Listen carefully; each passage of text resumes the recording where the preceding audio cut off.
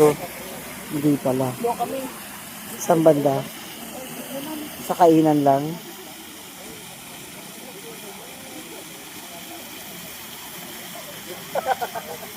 Nakakaganda rin talaga yung ilaw eh. Opo. No? Alam mo, ang ganda-ganda talaga pagka yung nasa video na eh. Pinaganda lang pala na.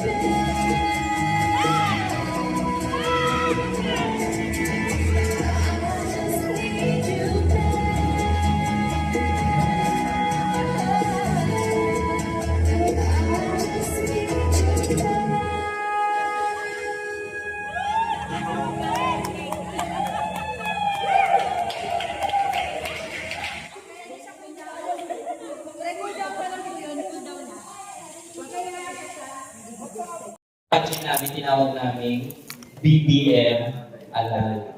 Okay. Ano ibig sabihin ng BBM? Bawat batang Muslim nag-aalay. Okay. Oo. Siyempre, ano lang, yung ganun lang yan. Siyempre, nagulat niya po ako, 305 lang yung Muslim learners namin.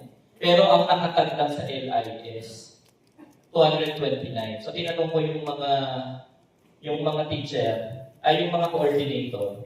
Kasi yun lang yung tinatag na mga teacher. So yun lang nire-report nila sa amin. Doon sa 229, kasama pa doon yung senior high school, junior high school. Eh, di ba pag-alay, pinatag ng 1 to 6. So ito po yung pinresent namin last September dito rin sa Anlaquez. Sinasabi mo namin dito na Yung DDM Alay pala, noong 2024, pinalitan namin ng 2025 na BPMKM. Bawat batang Muslim kasali lahat. Intensified enrollment of all Muslim learners through strict tagging in learners' information system. So, ang naitan po namin is 229. So, maliit na division lang po kami.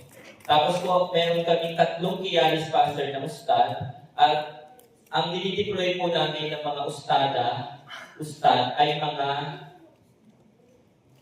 degree holder naman ng education graduate po sila.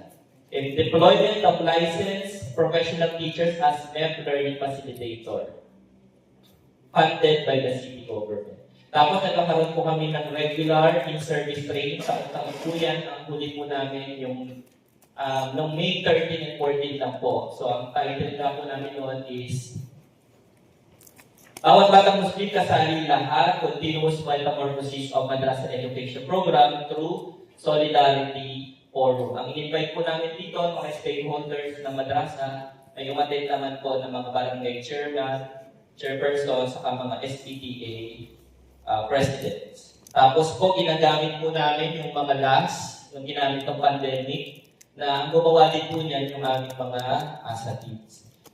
Development and utilization of quality assured aligned learning materials. Meron po kami before as nasabi kong before, official Facebook page, DepEDSUC yung Minoan Madrasa Education.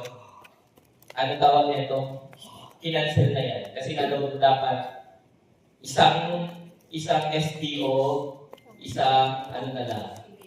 isang Facebook page. So, wala na po yan. Sinasama din po namin sa celebration ng World Teachers Day ang aming mga asatids. Tapos, nagkakaroon po kami ng MEP-related articles sa mga school papers ng Madaris. So, bahagi po yung mga balita sa Madrasa Education Program sa mga school paper. Tapos po, ito po, regular inset for us. Ito po yung last week lang, yung binabanggit ko na Solidarity Forum. Ito po yung last year.